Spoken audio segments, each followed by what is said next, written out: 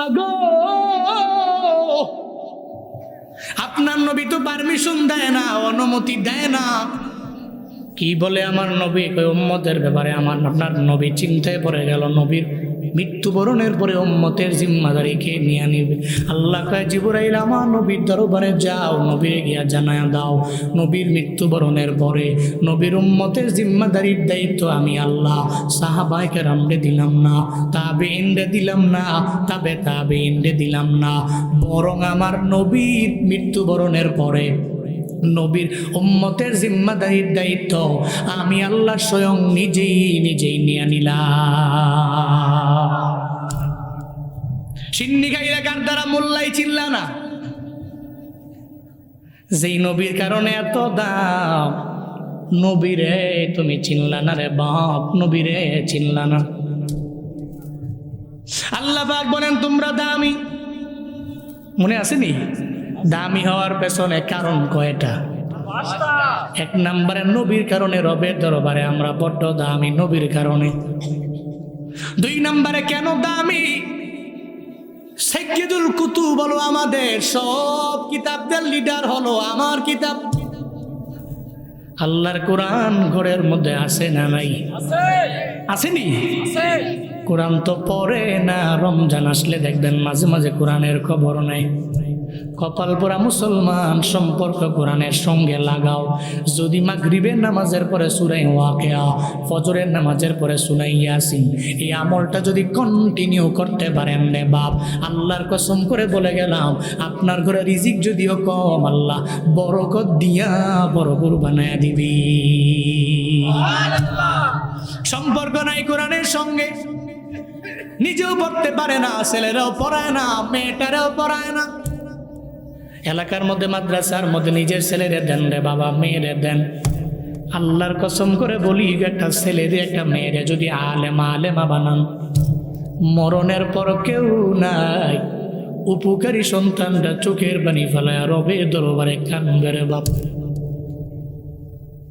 হাফেজে কোরআনরা বসে থাকে না, মা বাবার ইন্তেকালের খবর পাওয়ার পরে সঙ্গে সঙ্গে দেখবেন সূরা ইয়াসিন পড়ে, চোখের পানি ফেলে কান্দে, রবের দরবারে বলে, আল্লাহ গো আমার বাবার খবর তুমি জান্নাতের বাগান বানাও। একটা হাফেজে কোরআন যখন চোখের পানি ফালাইয়া রবের দরবারে আবদার জানায়, মনে রাখবারে বাপ, ও যে দোয়া করে রবের দরবারে মায়ের নামে, বাবার নামে, সন্তান যখন মৃত আব্বা আম্মার জন্য দোয়া করে, আল্লাহ ফিরায় না, সন্তানের দোয়ার বদৌলতে আল্লাহ মা বাবার কবর জান্নাতের বাগান বানায়। এই জন্য বাবা কিতাবের সাথে সম্পর্ক রাখা লাগবে কি লাগবে না? যেই কিতাবের কারণে আমরা দামি হয়ে গেলাম, ওই কিতাবের সাথে সম্পর্ক লাগানো লাগবে। 3 নম্বরে যে কারণে আমরা দামি, 3 নম্বর কারণ হলো সাইয়্যিদুশ শুহুর আমরা পেলাম। সব মাসের নেতা হলো রমজান মাস। কোন মাস? কোন মাস? সব মাসের লিডার হলো রমাদান। চলতেছে শাবান, সামনে রমজান মাস আছে না নাই? এই রমজান মাস আল্লাহ মায়া করে দিলে এত পরিমাণে দামি মাস রে বাবা। ওই রমজানে কেউ যদি একটা নফল ইবাদত করে, ওই নফলটা নফল থাকে না, বরং ফরজ হয়ে যায়। কেউ যদি রমজানে একটা ফরজের আমল করে, একটা ফরজ থাকে না, বরং ওটা 70টার সমান হয়ে যায়। اللهم بارك لنا في رجب وشعبان وبلغنا رمضان। আল্লাহর কাছে বলো, ও মালিক, কত মানুষ রমজানের আগে মারা যাবে, আমার নিও না। রমজান পর্যন্ত যদি আমার হায়াতটারে তুমি বাড়ায়া না দাও, 11 বছর আমি 11 মাস আমি থাইকা আমার লাভ নাই যদি আমি 1 মাসই না পাই। কারণ রমজান রবের দরবারে এত দামি মাস, পুরো 11 মাস আমি পেলাম, রমজান পেলাম না, মনে হয় যে পুরো বছরটি আমার বৃথা চলে গেল গো আল্লাহ। কত মানুষ মারা যায় ট্রাকের নিচে পড়ে, বাসের নিচে পড়ে, হুন্ডা অ্যাক্সিডেন্টে, প্রাইভেট কার অ্যাক্সিডেন্টে। আল্লাহ তুমি আমারে মারিও না, রমজান পর্যন্ত তুমি আমারে নিয়ে যাও। সকলে চিল্লে পড়ে না আমি। মানুষ থাকে না, চলে যায়, মরতে হবে, মরণশীল। তবে আল্লাহ রমজানের আগে নিও না। তুমি আমাদের মরণ থাকলে রমজান মাসের মধ্যে মরণ দিও, রমজানের আগে দিও না। আগে যাতে রমজান পাই, 2-3টা রোজা রাইখা রমজানের রহমত যাতে আমরা হাসিল করতে পারি, এরপরে তুমি আমাদের নিও। এটা রবের দরবারে বেশি বেশি বান্দা বলবেন। মনে রাখবেন রে বাবা, আপনার তকদির বড় খারাপ, এটা পরিবর্তন হয় দুয়ার মাধ্যমে। কিসের মাধ্যমে? কিসের? দুয়ার মাধ্যমে পরিবর্তন হয়। লা ইয়ারুদ্দু তাকদীর ইল্লা দুআ। নবীজি বলেন তকদির এবং ভাগ্য পরিবর্তন হয় না দোয়া ছাড়া। দোয়ার মাধ্যমে আল্লাহ পরিবর্তন বানায় দেয়। মনে রাখবেন রে বাবা, ওয়ালা ইয়াজিদুল উমর ইল্লাল বীর। আপনার হায়াত বৃদ্ধি পাবে না নেক আমল করা ছাড়া। গুনাহ করলে হায়াত কমে, নেক আমল করলে হায়াতটাকে বাড়ায়া দেয় কি? আপনি নেক আমলের মাধ্যমে রমজানের জন্য অপেক্ষা করেন, আল্লাহ আমার রমজানে পৌঁছায় দিও। রমজানের আগে তুমি আমারে মরণ দিও না, মরণ দিও না, মরণ দিও না। নবীজি শিখাইয়া দিয়া গেলেন এই রমজানের আগে এই উম্মতেরা প্রস্তুতি নিয়ে নাও। শুধু আমরা কেন, আসমান ওরাও প্রস্তুতি নেয়। স্বয়ং আল্লাহ পর্যন্ত রমজানের জন্য কেমন প্রিপারেশন নেয় জানো নি? নবীজি বলেন ইজা জা রমাদান ফুতিহাত আবওয়াবুল জান্নাহ। যখন রমজান আসে আল্লাহ জান্নাতের 8টা দরওয়াজা আল্লাহ ওপেন করে দেয়। শুধু তাই না, মদিনাওয়ালা নবী জানায়া দেয় ইজা জা রমাদান ফুতিহাত আবওয়াবুর রাহমা। যখন রমজান আসে রহমতের সমস্ত দরওয়াজা বান্দার জন্য ওপেন করে দেয়। এই বান্দারা, রমজান আসার পরে রমজানের প্রথম 10 দিন রহমতের দিন। ওই রহমতের দিনে চোখের পানি ফালাইয়া রবের দরবারে একটু আবদার জানাইতে যদি পারেন, গো আল্লাহ আমার ঘরে রহমত নাই, তুমি রহমত দাও। রহমতের সমস্ত দরওয়াজা যেই মাসের মধ্যে খোলা হয়, আল্লাহর দরবারে যদি চাইতে পারো, আল্লাহ যদি আমার ঘরে রহমত দেয়, আমার আল্লাহর লস নাই। আল্লাহ যদি গজব দেয়, আমার আল্লাহর বিন্দু মাত্র পরিমাণ লাভ নাই। আল্লাহর দরবারে তুমি কাঁদো আর বলো, আল্লাহ তুমি রমজানের প্রথম 10 দিনে আমার ঘরের মধ্যে রহমত দিয়ে ভরপুর বানায়া দাও। নওগাঁর মুসলমান বলো না, আল্লাহ যদি রহমত দিয়া দেয়, আল্লাহর বিন্দু মাত্র পরিমাণ ক্ষতি হবে। হবে? ঘরটা যদি রহমত দিয়া ভরপুর হয়ে যায়, আল্লাহর এই ব্যাপারে লাভও নাই, লসও নাই। রবের দরবারে আবদার জানাও, আল্লাহ সমস্ত রহমতের দরওয়াজা তুমি ওপেন রাখলা, আমার ঘরটারে তুমি পরিপূর্ণ রহমত দিয়ে ভরপুর বানায়া দাও।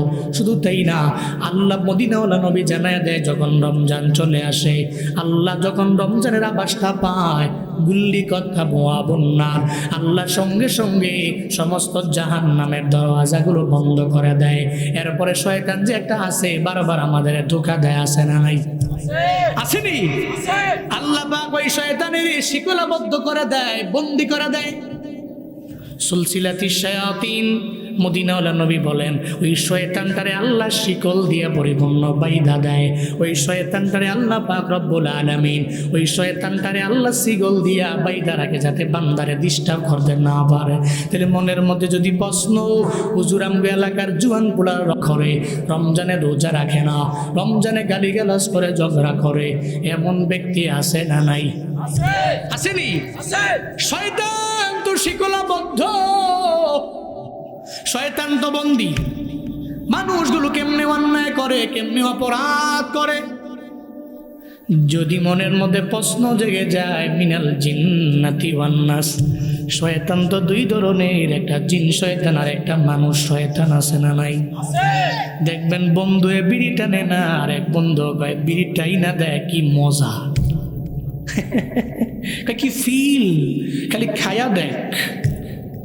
মদখোর বন্ধু আর একজনের মদখোর বানায়, গাঞ্জা খাওয়াই না আর একজনের গাঞ্জা খাওয়ার গুনগান গায়। খায়া দেখ, দেখবি যে দুনিয়ার সব খালি তুরি মনে হয়। মদ খাইলে ফিল কি জানেন? সব খালি আমার, বুঝেন নাই? 2 মদখোর মদ টদ খায়া ঢাকার গুলিস্তানে হাঁটাস, তো এক মতখোর আর এক মতখোর বন্ধু, দুইজনই মতখোর। একজন আর একজনে কয়, বন্ধু গুলিস্তানের এই 10 তলা বিল্ডিং রাস্তার পাশের বিল্ডিং রাস্তার মাঝে কেমনে আইলো? বন্ধু যেটা কয় এটা আরেক মতখোর, কেন হেসে কইছো? বুঝলাম না, রাস্তার পাশের 10 তলা বিল্ডিংটা মাঝে কেমনে আইলো? চল তাহলে দুইজনে ধাক্কায়া বিল্ডিং সোজা করে দিই। বিল্ডিং বলে ধাক্কায়, 10 তলা বিল্ডিং, এবার ধাক্কায় সোজা করে দেব। তো দুই বন্ধু ঢাকাইতেছে, 5 মিনিট ঢাকায়, শরীরে ঘাম অভাব নাই, ঘামের পানিতে অবস্থা টাইট। বন্ধু বন্ধুকে, বন্ধু কাজ করি, কাপড় চোপড় খুইলা এরপর ধাক্কায়। তো কাপড় চোপড় খুলে রাস্তার মাঝে রাইখা ধাক্কানি শুরু। এদিকে এদের কাপড় চোপড় দেখে ফেলছে গুলিস্তানের ছেঁচড়া চোর। কি চোর? ছেঁচড়া চোর।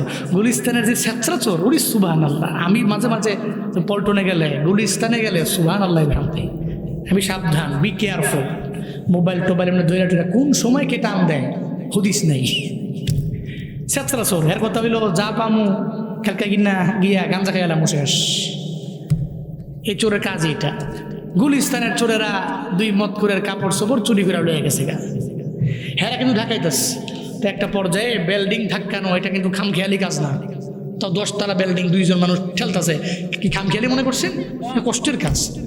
30-35 মিনিট ধাক্কায়, কত না ধাক্কায় বন্ধু বন্ধুকে, বন্ধু বাদ দে। আরে বাদ দেবো কেন? যদি কোনোভাবে এই বিল্ডিং রাস্তার মাঝে থেকে যায়, কালকেই লোকাল বাসায় সে অ্যাক্সিডেন্ট করবে। ধাক্কা বন্ধু কয় কি, বন্ধু না, ধাক্কাইতে ধাক্কাইতে গুলিস্তান থেকে আমরা কাউরান বাজার পর্যন্ত লয়ে আইছি। কেমনি বুঝলি? পিছনে দেখ, রাস্তার মধ্যে যে কাপড় চোপড় রাখছিলাম ওই রাস্তাটাই এখন দেখা যায় না।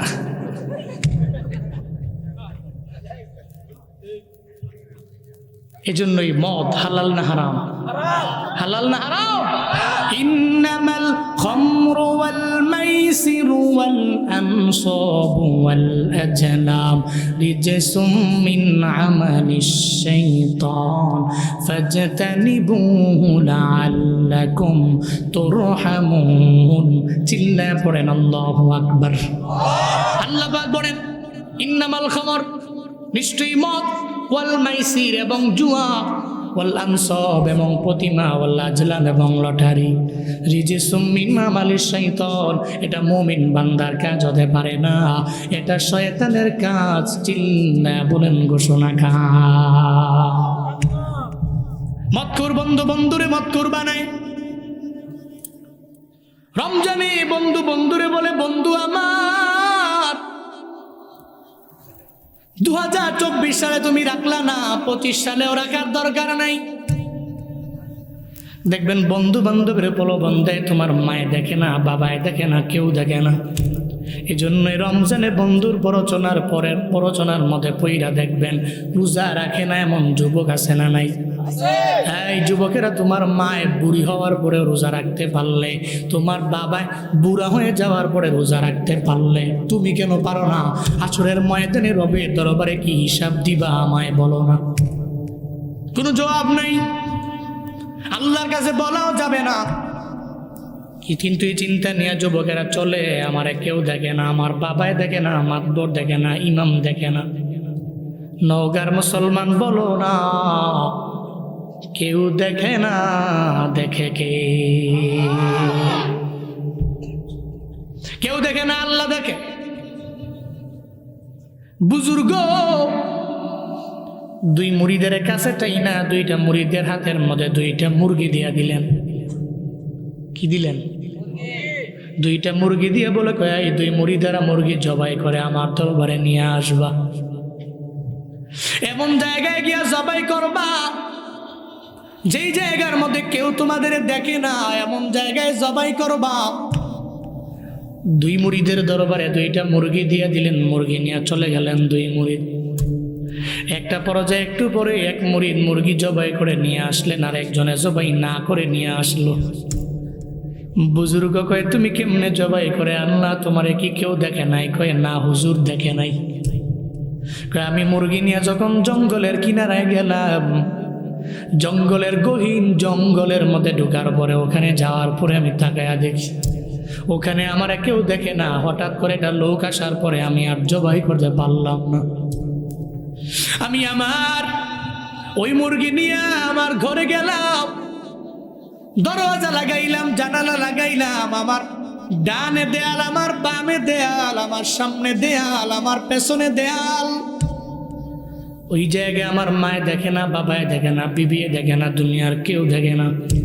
সঙ্গে সঙ্গে আমি মুরগিটাকে জবাই করে ওই জায়গায় আয়ার পরে আপনার দরবারে নিয়ে আসলাম।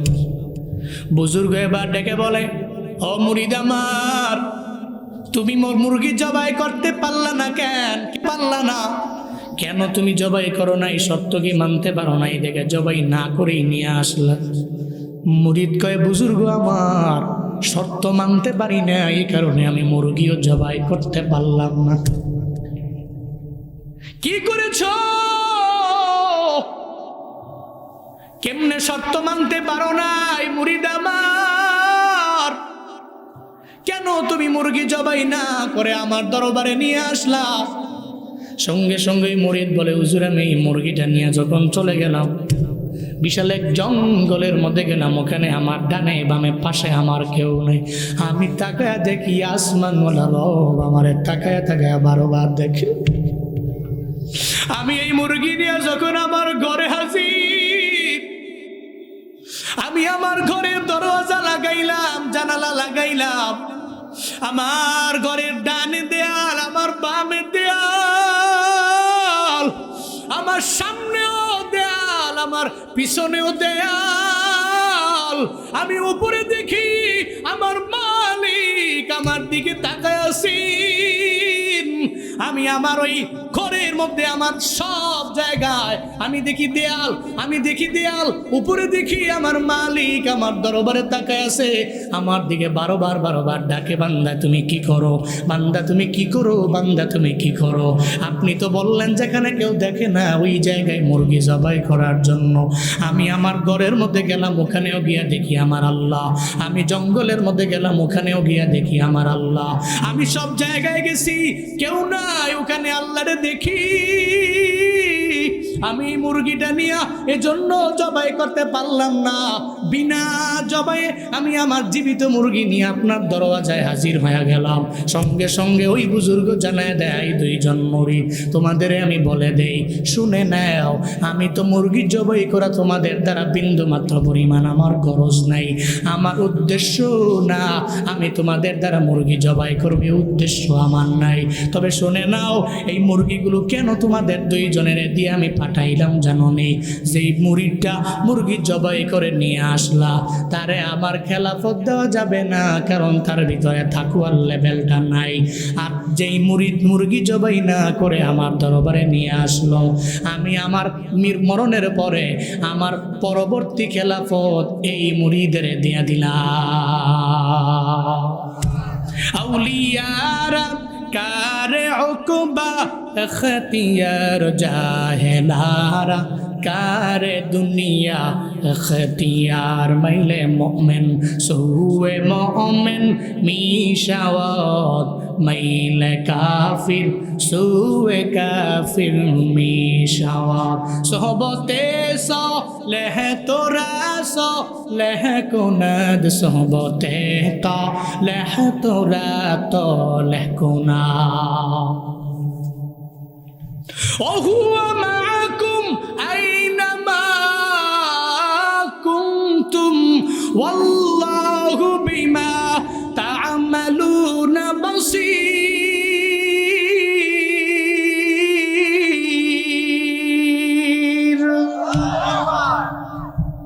আল্লাহ পাক বলেন তুমি যেখানে তোমার আল্লাহ তো সেখানে।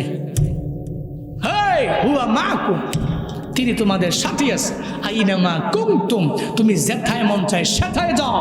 আল্লাহু বিমা তা'মালুনা বাসীর, আল্লাহ তো কুদরতি চক্ষু দিয়া তোমার সমস্ত আমল দেখে।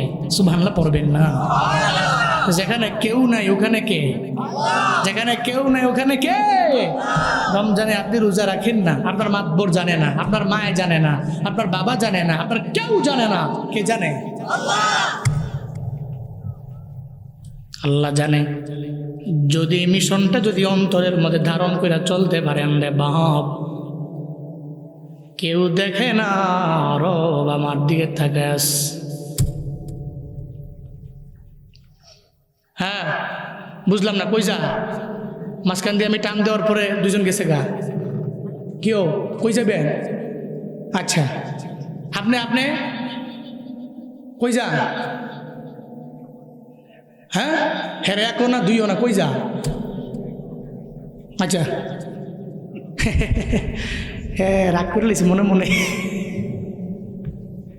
জোরে কোন মারহাবা, জোরে কোন মাশা আল্লাহ, জোরে বলেন আল্লাহু আকবার।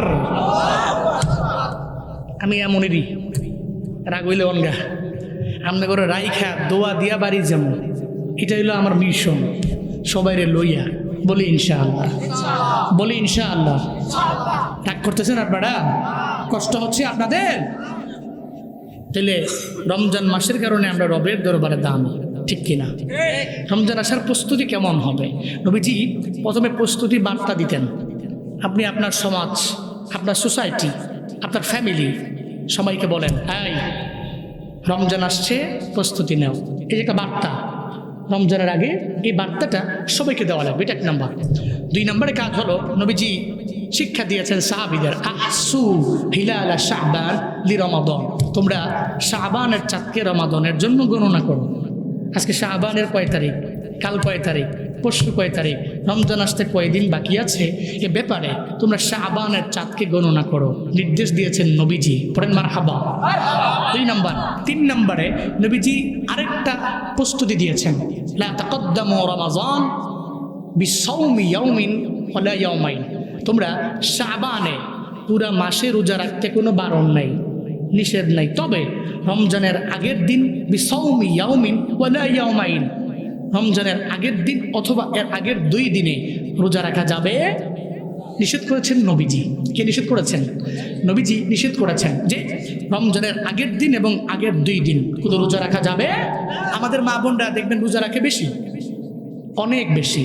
মা বোনদেরকে আমি বলবো, মা বোনেরা আপনারা রোজা রাখেন, ভালো ব্যাপার, তবে রমজানের আগের দিন অথবা আগের 2 দিন 3-4 দিন রোজা না রাখা শক্তি সঞ্চার করেন, যাতে রমজানের প্রথম রোজাটা, দ্বিতীয় রোজাটা আপনার আদায় করতে কষ্ট না হয়। কত সুন্দর ইসলাম আমার, পড়বেন না সুবহানাল্লাহ। 3 নম্বর। 4 নম্বরে কাজ হলো, রমজানে আসার আগে আগে লেবারকে বলেন, শ্রমিককে বলেন, তুমি রমজানের আগে যেমন ডিউটি করেছো, রমজানের দিনের বেলায় এত ডিউটি করা লাগবে না। আপনি যদি আপনার শ্রমিকের বোঝাকে রমজান মাসে হালকা করে দেন, নবীজি বলেন আল্লাহ তার জিন্দেগির সমস্ত গুনাহ মাফ কইরা জাহান্নাম থেকে তারে মুক্তি করে দিবে। সুবহানাল্লাহ, আরো জোরে পড়বেন না? তাহলে এর মানে বোঝা গেল রমজান আসার আগে আমাদের প্রিপারেশনটা এমন হবে। প্রিপারেশন তো আল্লাহ নিয়ে নিছে। কেমন নিছে? 1 নাম্বার, সমস্ত জান্নাতের দরওয়াজা খুলে দিবে। 2 নাম্বার, সমস্ত জাহান্নামের দরওয়াজা বন্ধ করে দিবে। 3 নাম্বার, রহমতের সমস্ত দরওয়াজা ওপেন করে দেওয়া হয় রমজান আসার আগে আগে। 4 নাম্বার, শয়তানকে শিকলাবদ্ধ করা হয়। 5 নম্বরে আল্লাহ একজন মুনাদ, দ্যাট মিনস আরবি ভাষা যে ডাকে, তাকে বলা হয় মুনাদ।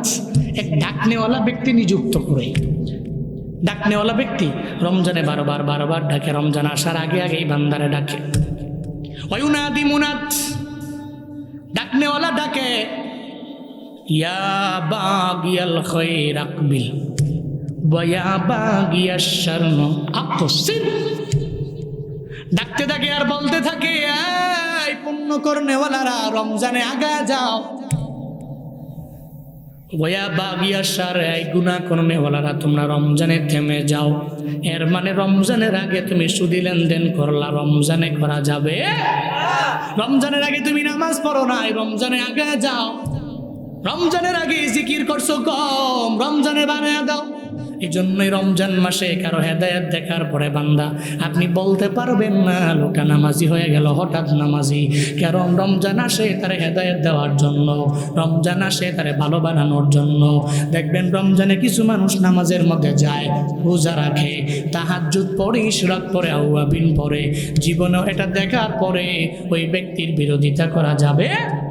বিরোধিতা করা যাবে না, বরং ইন্সপায়ার করেন। আপনার ইন্সপায়ারে আরেকজন নামাজি হবে, সুন্দর ব্যাপার। আপনার ইন্সপায়ারে, আপনার উৎসাহে, আপনার উদ্দীপনার কারণে একজন ব্যক্তি নামাজি হবে। আল্লাহর কসম করে বলে যায়, একজন ব্যক্তি আপনার উৎসাহের কারণে নামাজের মধ্যে গেল, ও নামাজ পইরা যে আমলটা তার আমল নামায় জড়ো করলো, আপনি নামাজে গেলেন, আপনার সওয়াব তো আছেই। ওই ব্যক্তি যাওয়ার কারণে যে আমল নামায় সওয়াবটা জড়ো হলো, ওই সওয়াবটা আল্লাহ আপনার আমল নামায় দিয়ে দিবি। এজন্যই দায়ীর দাম আমার রবের দরবারে বড্ড বেশি। হুজুর আমারে মাঝে মাঝে বলতেন, জুনায়েদ বয়ানের জন্য আগাও, কারণ এই লাইনে আগাইলে দুনিয়াতেও লাভ, আখিরাতেও লাভ আছে না নাই? দায়ীর দাম দুই জগতে, দুনিয়াতেও লাভ, আখিরাতেও লাভ, আল্লাহর দরবারেও লাভ। কারণ আমার বয়ান শুনে যদি একটা ব্যক্তি নামাজি হয়, আমার জিন্দেগি কামিয়াব। বহু সময় হোয়াটসঅ্যাপে দেখি রে যুবকেরা বারবার বলে, হুজুর আপনার বয়ান শুনে নামাজ ধরলাম, আগে পড়তাম না এখন পড়ি। এটাই আমার কাছে জীবনের সবচেয়ে বড় অর্জন, সবচেয়ে বড় পাওয়া। আমার কথায় লোক নামাজি হলো, আমি গুনাহগারের কথায়। এটার চাইতে বড় অর্জন দুনিয়াতে আর সেকেন্ড নাম্বার কেউ কিছু হতে পারে না রে বাপ, কিছু হতে পারে না, কিছু না। এটা সবচেয়ে বড় অর্জন, সবচেয়ে বড় কামালিয়াত। রমজান আসার আগে দান করেন সকলে বলি আমিন। আল্লাহ পাক বলেন, তোমরা বড় দামি। কয়টা কারণে আমরা দামি? মাগো মনে নাই? মনে আছে? কয়টা? এক নাম্বার নবীর কারণে। কার কারণে? দুই নাম্বার কুরআনের কারণে। তিন নাম্বার রমজান মাসের কারণে। না, আপনাদের মুখস্থ হয় না, আবার করতে হবে। এক নাম্বার কার কারণে? দুই নাম্বার, তিন নাম্বার রমজানের কারণে আমরা দামি। চার নাম্বারে আমরা রবের দরবারে দামি কেন?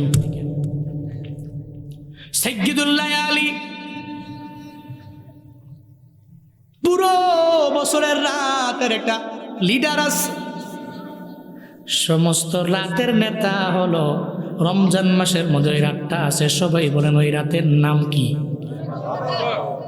ইন্না আনজালনাহু ফি লাইলাতিল কদরি ওয়া মা আদরাকা মা লাইলাতুল কদর লাইলাতুল কদরি খায়রুম মিন আলফি শাহর। চিল্লায় পড়েন আল্লাহু আকবার, আরো জোরে আল্লাহু আকবার। আল্লাহ পাক বলেন, পয়গম্বর রমজান মাসের মধ্যে এমন একটা রাত আছে, যেই রাতের নাম হলো কদরের রাত। এই রাতটা রবের দরবারে এত পরিমাণে দামি, এর ব্যাপারে আপনি জানেন কি না? নবীজি বললেন আল্লাহ ভালো জানে। আল্লাহ নিজেই 3 নম্বর আয়াতের মধ্যে জানায়া দিল, এটা এমন দামি রাত, ওই রাতটা রমজানের মধ্যে আছে। কেউ যদি তালাশ করে ওই রাতের বেলা আমল করতে পারে, ওই এক রাতের আমলের বিনিময়ে 1000 মাস ইবাদতের সওয়াব আল্লাহ বান্দার আমল নামায় দিয়ে দিবে।